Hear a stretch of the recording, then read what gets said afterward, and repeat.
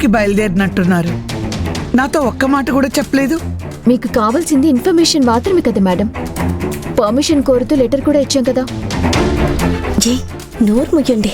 కన్నబిడ్డ లాంటి ఆనందినే హాస్టల్ నుంచి బయటికి పంపించారు.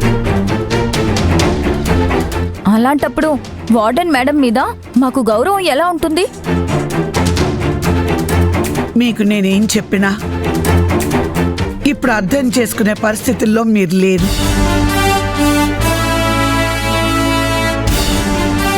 అసలు ఆనంద్ ఇప్పుడు ఎక్కడుంది? తను ఎక్కడుంటే మీకే? మీరనుకుంటున్నట్టు రోడ్డు పాలెం కాలేదు. జీ ఏంటి మీరిద్దరూ ఎవరితో ఏం మాట్లాడుతున్నారు? మేడం దయచేసి వీళ్ళ మాటలు సీరియస్గా తీసుకోకండి. సీరియస్ గా తీసుకుంటే వెంటనే ఆనంది మీద కోపం పోయి దాన్ని హాస్టల్ కి రమ్మని చెప్తారా?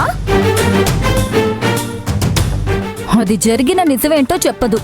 పోన్లే అని మేడం గారు తగ్గరు.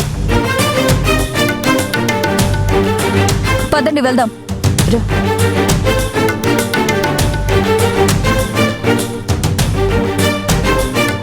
మేడం వాళ్ళ మీ కన్నబిడ్డ లాంటి వాళ్ళ మేడం.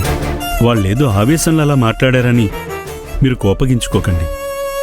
వాళ్ళ ఫ్రెండ్ని బయటికి పంపించారన్న బాధలో అలా మాట్లాడుతున్నారే తప్ప మీ మీద గౌరవం లేక కాదు మేడం. అది మీకు తెలుసు.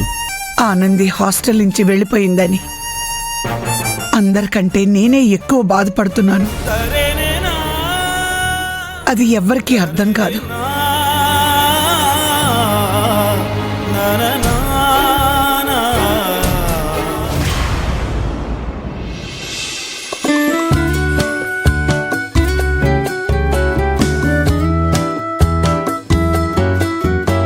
అమ్మా